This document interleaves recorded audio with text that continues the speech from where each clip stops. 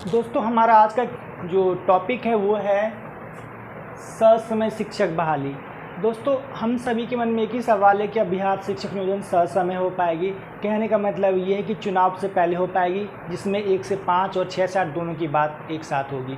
क्योंकि मेन बात है कि हम सभी के मन में एक डर सता रहता है, क्योंकि अगर चुनाव के भेंट बहाली चढ़ गई तो बहाली हो पाना मुश्किल है, या आचार संहिता लग गया तो बहाली नहीं हो पाएगी। तो कई सारे हमारे मन में डर है, लेकिन ये डर इतना बड़ा नहीं जितना अपने मन में लेके आप चल रहे हैं। लेकिन मेन बात ये कि हम सभी चाहते हैं कि बहाली चुनाव से पहले हो, और ये हमारी प्रथम प्राथमिकता हम सभी की है। ना हम सभी की बल्कि हमारे आदरणीय डॉक्टर रंजीत कुमार सर की भी ये प्राथमिकता है, जो कि हर बार वो इस बात को कहते हैं अपने फेसबुक पेज, यूट्यूब या ट्विटर के माध्यम से। चलिए दोस्तों, हम आज की इस वीडियो को शुरू करते हैं। मैं कई सारे पॉइंट्स यहाँ पे लिखे हैं जो हमारी बहाली से संबंधित है। मैं उम्मीद करूँगा आप इस वीडियो को लास्ट तक देखिएगा। कई अभ्यर्थी वीडियो लास्ट तक नहीं देखते, उनके मन में कई सारी कन्फ्यूजन रह जाती हैं जो मुझसे बाद में पूछते हैं। इसलिए आप पूरा देखा कीजिए, हर एक बात को सुनिए ताकि आपके अंदर कोई कन्फ्यूजन ना रहे। दोस्तों यहाँ पे मैं सबसे पहला पॉइंट में लिखा है कि एसटीटी अभ्यर्थी पर दर्ज एफआईआर, मात्र अभ्यर्थी की आवाज़ दबाने का प्रयास।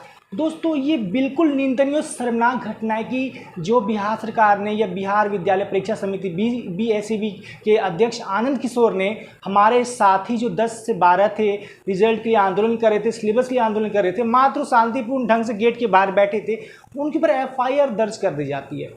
सवाल ये उठता है कि वो अभ्यर्थी अपने हक के लिए अगर आगे आए तो उनके ऊपर कोरोना महामारी एक्ट लगा दिया जाता है, 6 से अधिक धाराएं लगा दी जाती है। तो सवाल ये उठता है कि इस समय बहुत से नेता ऐसे हैं जो आप स्क्रीन पे देख रहे हैं कि वो अपने चुनाव के लिए रैलियां करते हैं, जनता के बीच जाते हैं, ना वहाँ पे सोशल डिस्टेंसिंग का फॉलो होता है, ना मास्क होता है, ना सैनिटाइजर होता है। तो सवाल उठता है क्या उनके लिए यहाँ पे लॉकडाउन का उल्लंघन नहीं है? क्या उनके लिए कोरोना महामारी का उल्लंघन नहीं है? सिर्फ मात्र 10 अभ्यर्थी के लिए उल्लंघन है। तो ये कहीं ना कहीं सरकार की एक सुनियोजित साजिश है, जिससे कि एसटीटी अभ्यर्थी शांत रहे और ये सरकार पर दबाव ना बना, इसलिए उन्होंने एफआईआर की धमकी दी है, जो बेहद ही निंदनीय है और हम इसकी कठोर निंदा करते हैं एसटीटी अभ्यर्थी की। दोस्तों अब मैं आपको एक चीज़ बता देना चाहता हूँ। एक तरफ आप देखेंगे हमारे डॉक्टर रंजीत कुमार सर को, एक तरफ आनंद किशोर को, दोनों में जमीन आसमान का अंतर है। एक तरफ डॉक्टर रंजीत कुमार सिंह दिन रात लगकर अभ्यर्थियों की हर मांग को मान लेते हैं, चाहे ऑनलाइन आपत्ति हो या कैंप हो, या जो मांग उनसे अभ्यर्थी के सब मांग लेते हैं। ऊपर से यहाँ पे आनंद किशोर जी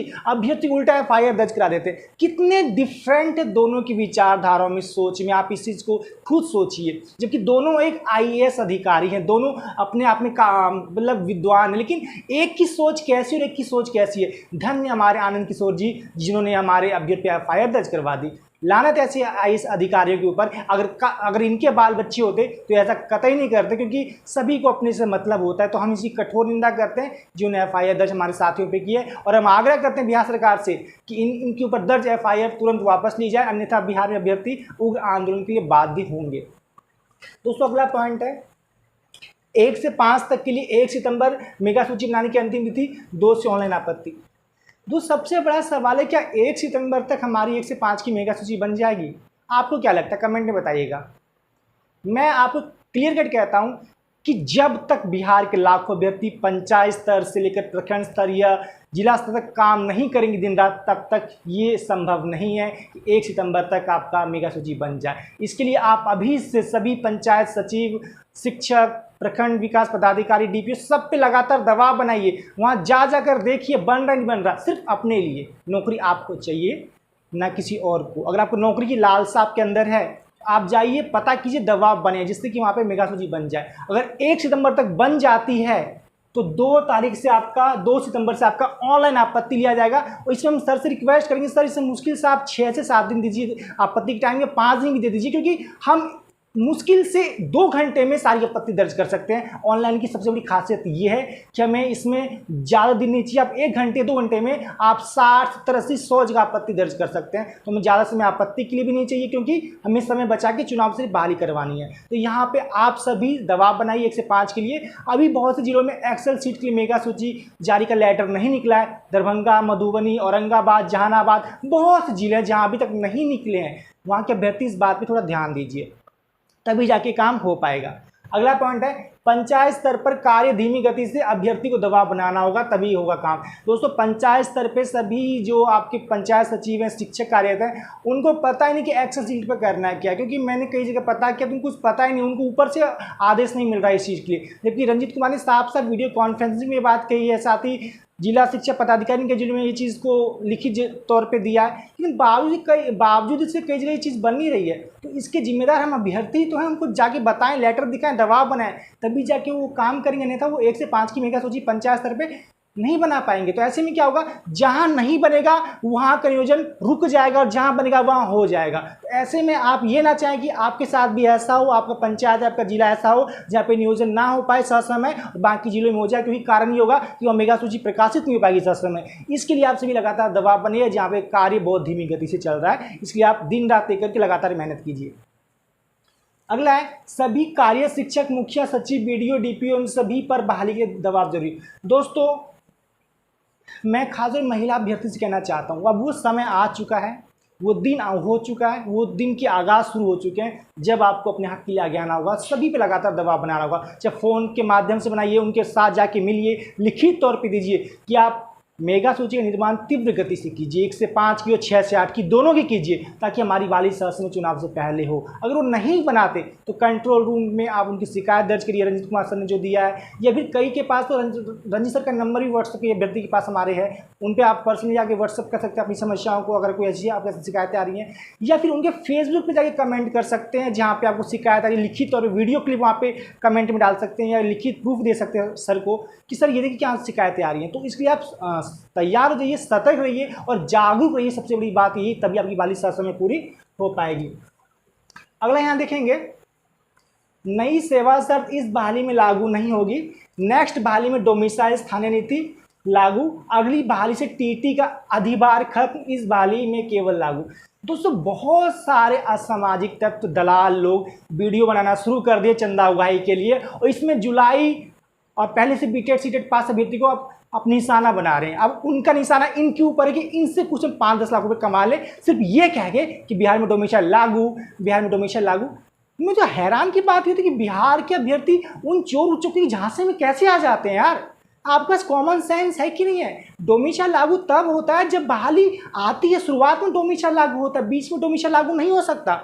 अगर ऐसा होगा तो जो भी 5-10 बच्चे अदर स्टेट के होंगे वो क्लेम कर देंगे पटना हाईकोर्ट में जाके डोमिसाइल के अगेंस्ट, तो वो ऑटोमेटिक खत्म हो जाएगा। और ये बहाली फंसाने की साजिश है कि अभी तो भड़काते में डोमिसाइल लागू होगी। तो इस बहाली में डोमिसाइल लागू नहीं होगी। हालांकि हम चाहते हैं बिहार के अभ्यर्थी का हित हो, कि जो कानूनी तौर पे जायज हो उसी के हिसाब से, ऐसा नहीं कि हम जोर जबरदस्ती करके अभ्यर्थी को बरगला के पैसा लेके और बहाली फंसाने को उद्देश्य से कोर्ट चले जाएं। तो ऐसे चोरू चक्कों को बाइकआउट कीजिए, इनका वीडियो देखना बंद कीजिए। इनका एक ही मकसद है, अपनी जेब गर्म करना, आपको पागल बनाकर, और आप पागल बन जाते हैं। अब मुझसे कहते सर डोमिसाइल लागू होगी इस बहाली में देर का, अरे भैया इसमें कुछ भी चीज़ नई सेवा शर्त का लागू नहीं होगा। यहाँ पर आप देखेंगे तो जो इसी बहाली में आपके टीटी का वेटेज है, यानी कि आपके जैसे 55 से मार्क्स ऊपर होते हैं, 55 से ऊपर 2 नंबर, फिर 70 से ऊपर 4 नंबर, ऐसे जो आपके अधिभार है या वेटेज है वो सिर्फ इसी बहाली में लागू है 94,000 में।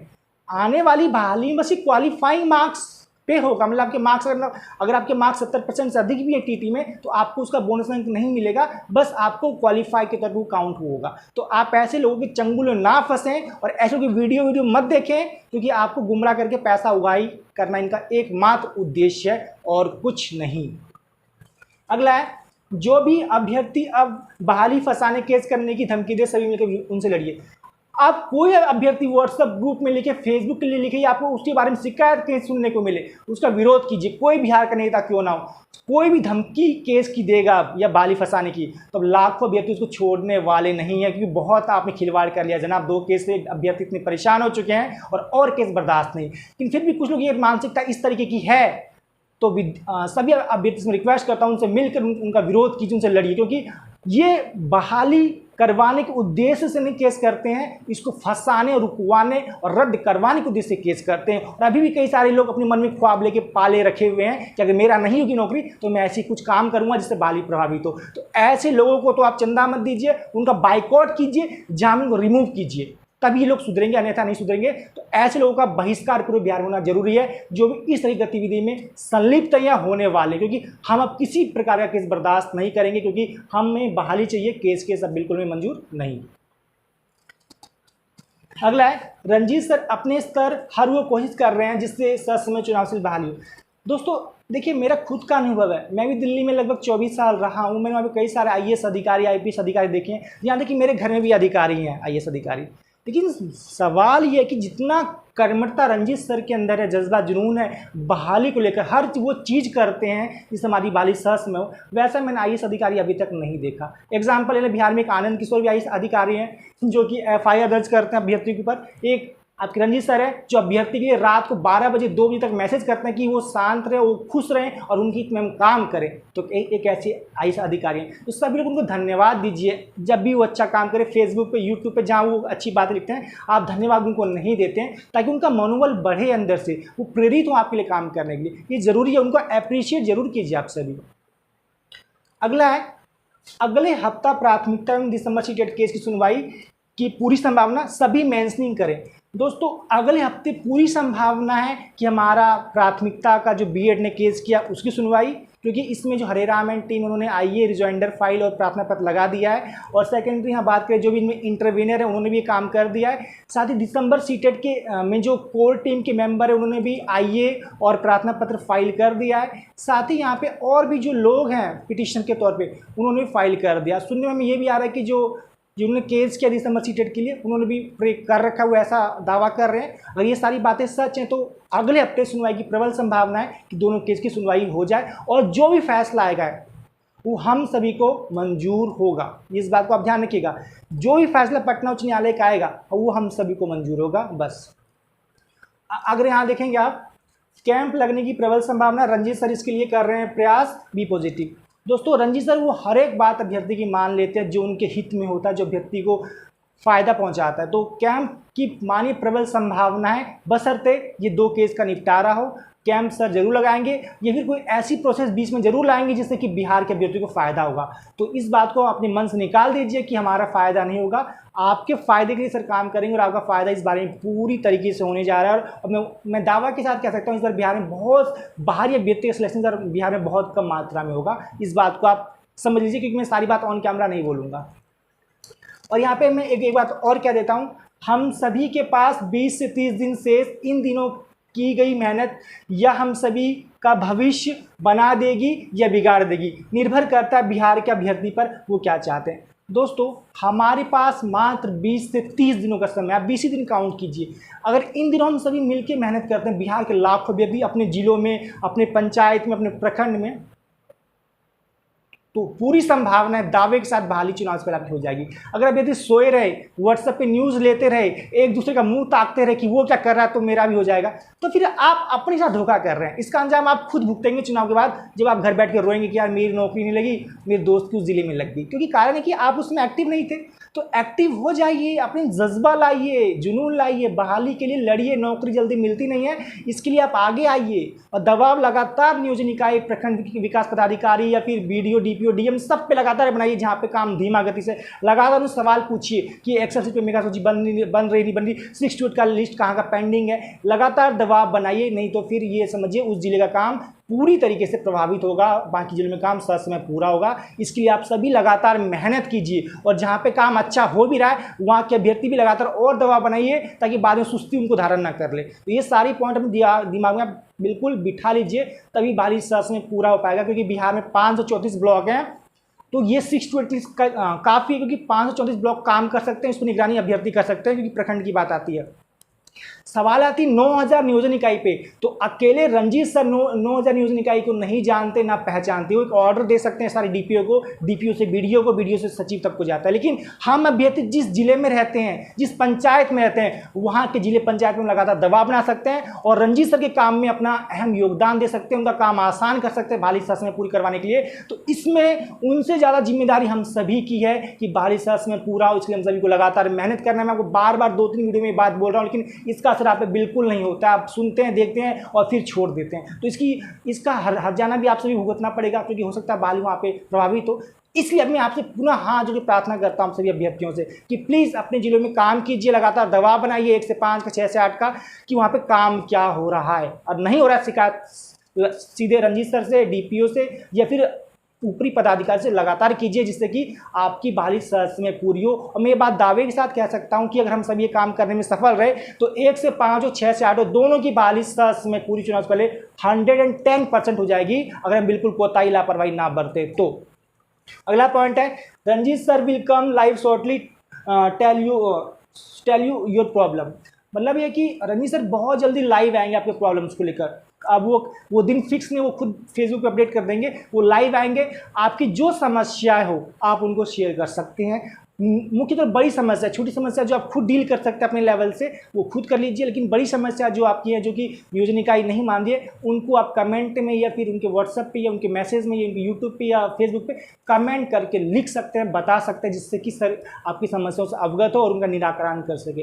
दोस्तों, मेरा एक ही मात्र उद्देश्य है, मैं यही चाहता हूँ कि मेरी मेहनत या हम सभी की मेहनत तभी सफल होगी जब हमारी बहाली समय पूरी होगी। अन्यथा मेरी वीडियो बनाने का या मेरे कहने का कोई मतलब नहीं रह जाता। अगर आप अभ्यर्थी मेहनत नहीं करते, काम नहीं करते, साथ में हमारी बहाली पूरी नहीं होती, फिर हम सभी का हित प्रभावित होगा और हम सभी जो 10 साल से बेरोजगार है वो बेरोजगार की बेरोजगारी रह जाएंगे और हमें बाद में पछतावे के अलावा कुछ और नहीं रहेगा। इसलिए आप सभी लगातार मेहनत कीजिए और सर का काम आसान कीजिए। और स्पेशली मैं एक रिक्वेस्ट करना चाहता हूँ, स्पेशली बीएड और डीएड कैंडिडेट से, आप सभी अपने केस की सुनवाई जल्द से जल्द कराइए। जो भी फैसला इस केस का होगा हम सभी को मान्य होगा, बिल्कुल मान्य होगा। जो कोर्ट कह देगी वो मान लेंगे, सभी मानेंगे उस बात को। और 1-2 असामाजिक तो नहीं मानेंगे तो उसका बहिष्कार कर देंगे हम लोग। लेकिन जो फैसला पटना उच्च न्यायालय का आएगा इस मैटर में, हम सभी को आंख बंद करके मानना और मानेंगे भी। दोस्तों, फिलहाल के लिए इतना ही। उम्मीद करता हूँ आप मेरी बात से सहमत होंगे। तो वीडियो को लाइक कर दीजिए, व्हाट्सएप, फेसबुक, टेलीग्राम ग्रुप में शेयर कर दीजिए और अगर नहीं हमारे चैनल पे हैं तो इसको सब्सक्राइब कर लीजिए। तब थैंक यू, जय हिंद, टेक केयर, बाय बाय।